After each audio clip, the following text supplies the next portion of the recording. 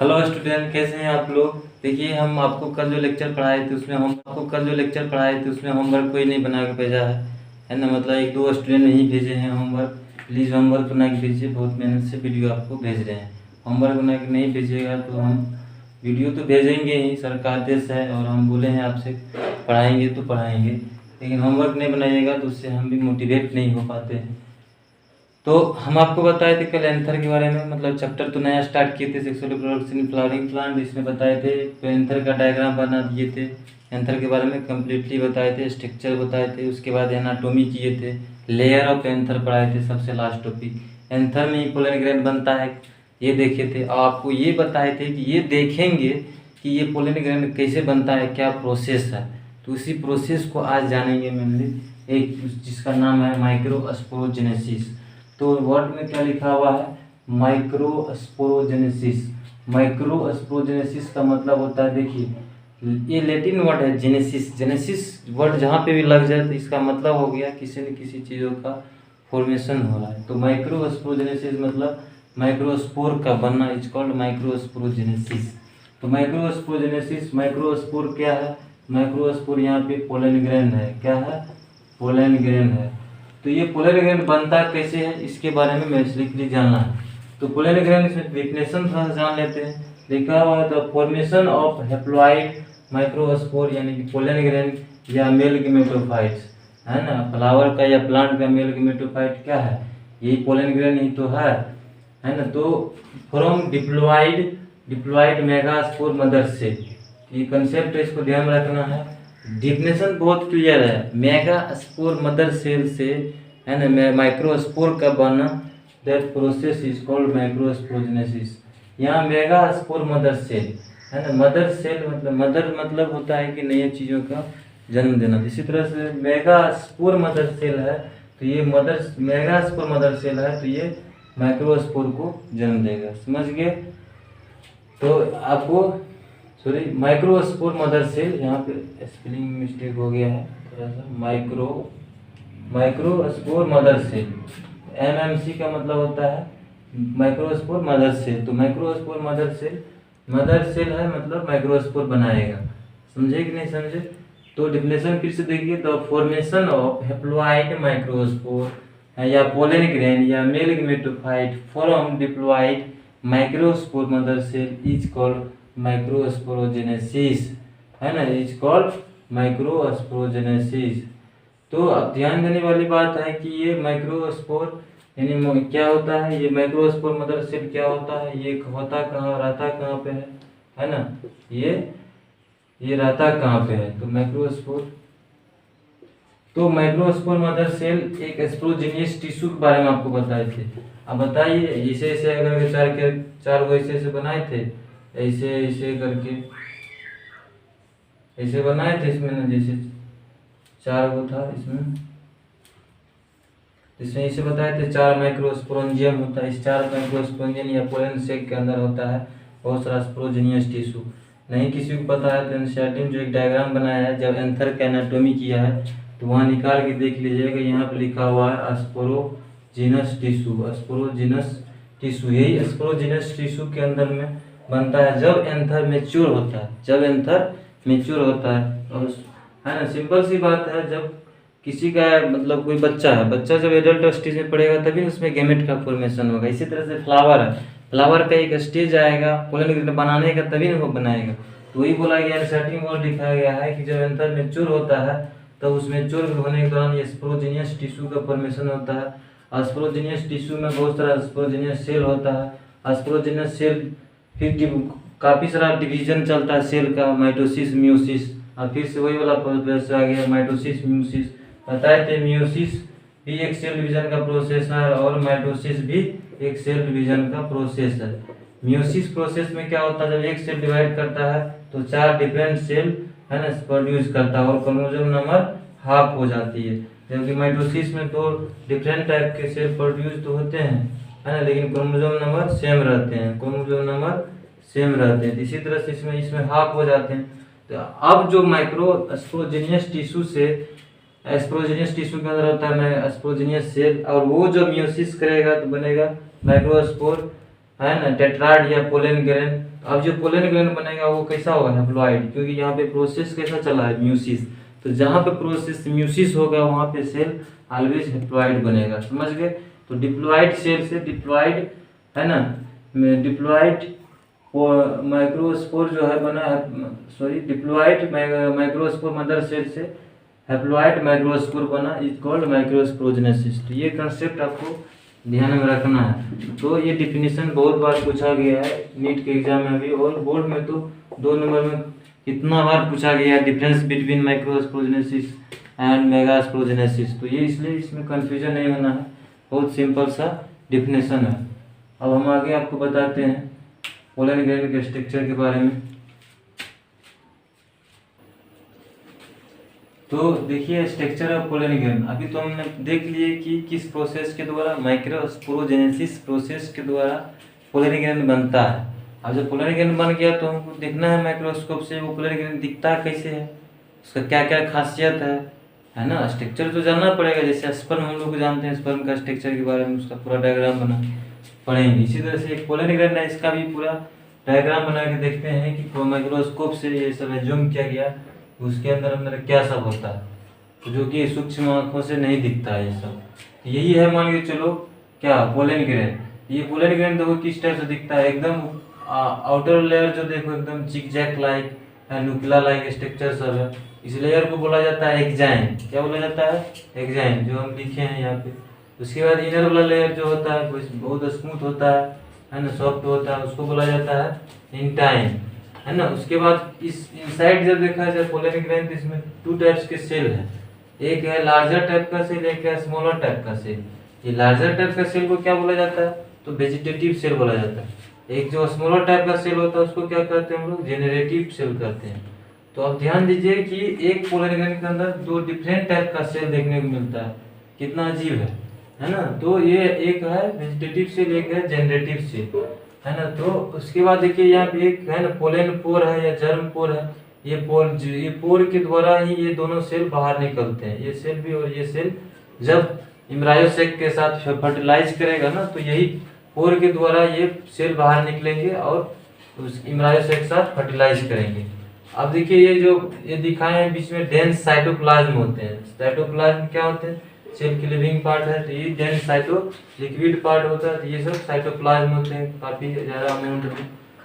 तो अब देखिए स्ट्रक्चर के बारे में ये सब थोड़ा सा लिख दिए यहाँ पे। ये pollen grain contain 2 layers, one is exine and other is entine. The exine layer is very hard and very resistant to temperature, है ना। तो ये बहुत हार्ड होता है, टेम्परेचर एंड मॉइस्चर, ये भी लिख दीजिए, है ना। तो दोनों चीज होता है, टेम्परेचर एंड मॉइस्चर। मान के चलिए बोले पोलन ग्रेन नहीं रहेगा, ये इंटाइन एक्साइन लेयर ये हार्ड नहीं रहेगा तो क्या दिक्कत होगा। मान के चलिए पोलन ग्रेन अभी सॉइल के अंदर चल गया और यह हवा के द्वारा जा रहा है, तो वो तो रास्ते में खत्म हो जाएगा, वो अपनी जगह तक पहुंच कहाँ पाएगा। मान लीजिए उसका जगह है दूसरा पेड़, और दूसरा पेड़ या पहला पेड़ से दूरी है 100 मीटर 200 किलोमीटर। तो इसलिए ये जो बहुत हार्ड होता है ना, तो ये जैसे ही फटेगा बाहर निकलेगा इन्वायरमेंट में, तो वो न मतलब डिग्रेड हो, ना मर जाए, है ना। इससे तो बहुत सारा पोलन ग्रेन डेड कर जाते हैं, लेकिन कुछ ही बचते हैं। लेकिन कुछ भी कैसे बचते हैं, तो यही एक्साइन लेयर के कारण से बचते हैं। एक्साइन लेयर ऐसा है, ये बहुत ही हार्ड लेयर होता है, इसलिए लिखे हैं the exine layer is very hard and very resistance to temperature. अब जो हार्ड है, रेजिस्टेंस टू टेम्परेचर है, तो इसका कुछ स्पेशल केमिकल का बना होगा, इसलिए ऐसा है। तो उस केमिकल का नाम होता है एस्प्रोपोलेनिन। सबसे इम्पोर्टेंट और सबसे वीआईपी क्वेश्चन यही है कि अगर आपसे पूछा जाएगा क्वेश्चन कि बताइए कि पोलन ग्रेन का जो एक्साइन लेयर उतना हार्ड क्यों होता है, तो बिकॉज ऑफ एस्प्रोपोलेनिन। एस्प्रोपोलेनिन एक बहुत ही हार्डेस्ट केमिकल यानी सब्सटेंस है, जो बहुत ही हार्ड होते हैं, जल्दी नॉर्मल इन्वायरमेंट और नॉर्मल टेम्परेचर पे ये डिग्रेड नहीं होती, ये लेयर खत्म नहीं होता है एस्प्रोपोलेनिन का, जिसके कारण से ये एक्साइन भी खत्म नहीं होता है। तो ये केमिकल होते हैं एस्प्रोपोलेनिन केमिकल के बने होते हैं। अब inside the pollen grain contain 2 cell. One cell is very large called vegetative cell and other cell is smaller called generative cell. तो अब ध्यान दीजिएगा कि जो इनसाइड जो पोलन ग्रेन के अंदर जो सेल है, एक है वेजिटेटिव सेल, दूसरा है generative cell. Vegetative cell larger होता है साइज में, जनरेटिव सेल स्मॉलर होता है। ये इस सब का काम क्या होता है वो आगे बताएंगे। सिर्फ अभी पोलन ग्रेन का स्ट्रक्चर पढ़ रहे हैं तो पोलन ग्रेन का स्ट्रक्चर जानिए। ये दोनों अलग अलग ट्रैक से जाके फर्टिलाइज करेगा एम्ब्रायो सेक के साथ, समझ गए। तो अब उसके बाद लिखे पोलन ग्रेन प्रिजर्व इन -196°C। Very very important question. हालांकि ये जितना लाइन लिखा है सब में ऑब्जेक्टिव ही छुपा हुआ है, लेकिन बिहार बोर्ड में पूछा जाने वाला ऑब्जेक्टिव सबसे इंपॉर्टेंट है। बताइए अगर पोलन ग्रेन को कितना डिग्री सेल्सियस के अंदर प्रिजर्व किया जाता है, जिसको कहते हैं ना क्रायो प्रिजर्वेशन। किसी भी चीजों को प्रिजर्व करके रखना, इसको क्रायो प्रिजर्वेशन। तो प्रिजर्व कितने डिग्री सेल्सियस किया जाता है? -196°C। सोचिए टेम्परेचर कितना कम हुआ है ना, बहुत ज्यादा कम हो गया। सारे मतलब 4 डिग्री सेल्सियस पे बर्फ जमने लगता है -4 पे, तो 196 कितना ज्यादा कम हुआ। तो इसलिए बोला स्ट्रक्चर ऑफ पोलन ग्रेन देख लिया। अब कुछ देखते हैं ये पोलन ग्रेन का कुछ साइड इफेक्ट भी और बेनिफिट क्या है। तो बेनिफिट साइड इफेक्ट भी है। जैसे साइड इफेक्ट क्या है कि पोलन ग्रेन बहुत सारा एलर्जी काउज करता है, अस्थमा जैसे बीमारी काउज करता है। देखते होंगे अचानक में है ना, कोई अगर मतलब फूल है या कुछ ऐसा टाइप का है, जब आप जाइएगा उसके पास में कुछ ज़्यादा आपको झड़ेगा, आपके हाथ में देखिएगा वो पोलन ग्रेन टाइप का है ना, सट जाएगा कुछ एकदम महीन महीन सा, और आपको छिकनी जैसा है ना, स्नेजिंग यानी कि छिकनी जैसा अनुभव होगा। इसलिए बोला गया पोलन ग्रेन कभी कभी एलर्जी भी काउज करता है। जहाँ जहाँ बहुत बड़े बड़े फ्लावर्स सब होते हैं उस एरिया में, हम लोग को इधर तो जल्दी देखने को नहीं मिलता है। उसके बाद बहुत सारा पोलन ग्रेन के बेनिफिट्स भी है। बेनिफिट्स क्या है? बेनिफिट्स के मामले में तो पूछो ही, बहुत सारा पोलन ग्रेन का हम लोग है ना पोलन सिरप बनाते हैं, पोलन टेबलेट आते हैं मार्केट में। तो नहीं देखे होंगे तो एनसीईआरटी के बुक में दिखा हुआ है पोलन टेबलेट के, पोलन किट के नाम से डायरेक्ट फिगर बनाया है ना। तो पोलन ग्रेन का काफी सारा है ना, जो घोड़े का जो दौड़ होता है वो सब में भी कोई पोलन ग्रेन की टेबलेट, पोलन ग्रेन वाला टेबलेट बना के घोड़े सबको भी खिलाया जाता है ना। हॉर्स रेसिंग जो होते हैं, एथलीट्स रेसिंग जो होता है, एथलीट्स सब जो ये सब टेबलेट्स का यूज करते हैं और खाते हैं। तो ये बहुत ही कॉस्टली होता है, बहुत ज़्यादा बेनिफिट्स है हमारे लिए। बहुत सारा ये कह सकते हैं मेडिसिन में यूज होता है, यानी कि पोलन सिरप बनाया जाता है ना। उसके बाद काफ़ी सारा डिजीज कॉज करता है। जैसे है ना एक इनिशिएटिव में दिया हुआ है एक ग्रासेस का है ना, क्राइसेंथम नामक ऐसे कुछ है, ग्रासेस के नेमिंग है। वो ग्रासेस काफ़ी सारा पोलन एलर्जी काउज करता है ना। तो ये रहा स्ट्रक्चर ऑफ पोलन ग्रेन, ठीक है। और ये 2 पॉइंट लिखा है वो भी हम आपको लिख देते हैं इसमें, जो सब अभी बोले हैं इसको मिटाते हैं। इसको लिखना है तो लिख लीजिए, पूरा आराम से लिखिए, इसको कोई दिक्कत नहीं है। आप लोग मेहनत करिए, पढ़ने में ध्यान नहीं दे रहे हैं, पढ़ाई करिए मन से, इतना मेहनत से पढ़ा रहे हैं, इसको एकदम बेकार मत समझिए, ठीक है। लिख लिए।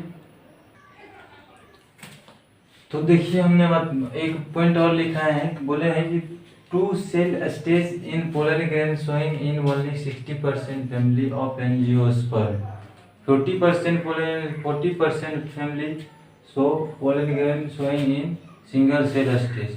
तो 40% में क्या होता है, मतलब कि सिंगल सेल मतलब यहाँ होता है ना double vegetative cell, generative cell. तो ये ज़्यादा फैमिली में देखने को मिलता है। ऐसा नहीं है कि सभी फैमिली में ऐसा कंडीशन देखने को मिलता है। अभी आपको हम इससे पहले बताए थे कि बहुत सारा जो है पोलन ग्रेन जो एलर्जी काउज करता है ना, तो वो पार्थेनियम ग्रासेस है ना। तो काउज यहाँ लिखे हैं some pollen grain cause pollen allergy.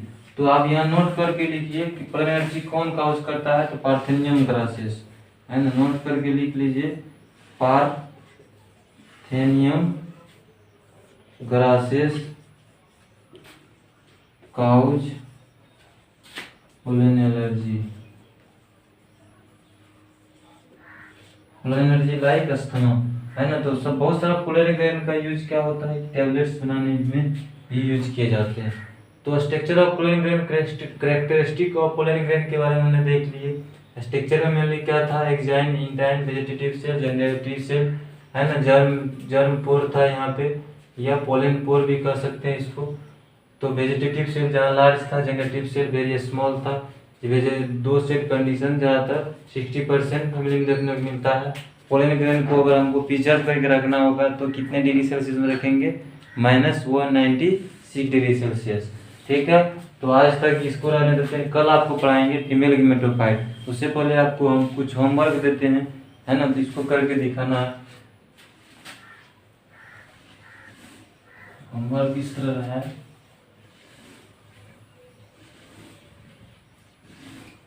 तो आप लोग मेहनत नहीं कर रहे हैं, बहुत दुख हो रहा है। बहुत कम लोग स्टूडेंट है जो कि होमवर्क बना के भेजे हैं। इतना मेहनत से वीडियो बनाने के बाद भी होमवर्क ना मिले तो कितना दुख की बात है। पहले से स्टूडेंट लोग खाली मैसेज करते हैं कि सर कब से पढ़ाइएगा, कब से पढ़ाइएगा, पढ़ा रहे हैं तो कोई होमवर्क बना ही नहीं रहा है। कैसे पढ़ाने में मजा आएगा बताओ तुम ही लोग। तो कल का होमवर्क क्या था, कल का होमवर्क था बताए थे कि फ्लावर का डायग्राम बनाइए, किसी ने बना के नहीं दिखाया। उसके बाद ये बोले थे कि एंथर का जो है ना लेयर सब होता है, वो एंथर का लेयर हम यहाँ बोर्ड पे डायग्राम बनाए थे, आपको भी बताए थे कॉपी में, कौन कितना अच्छा बनाया है, बना के हमको सेंड कर देना है। कोई नहीं किया, उसका मतलब नहीं बनाया तभी नहीं किया, है ना। तो आज का होमवर्क है, आज का होमवर्क है क्वेश्चन में व्हाट इज माइक्रोस्पोरोजेनेसिस, है ना, व्हाट इज माइक्रोस्पोरोजेनेसिस, है ना। दूसरा क्वेश्चन है कि दूसरा क्वेश्चन है स्ट्रक्चर ऑफ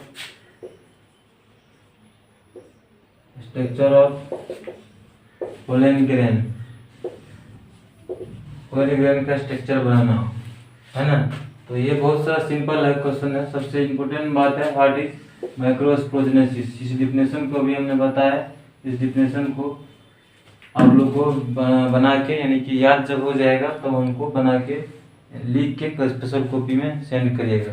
आज तक यहीं रहने देते हैं, कल आपको हम लोग फीमेल गेमेटोफाइट्स पढ़ाएंगे। उसके बाद देखेंगे किस तरह से मेल गेमेटोफाइट फर्टिलाइज करते हैं। ठीक है, आप लोग मेहनत करिए, एकदम पढ़िए, टेंशन लेने वाली नहीं है। सिलेबस कंप्लीट होगा तो होगा। चलिए ठीक है, थैंक यू।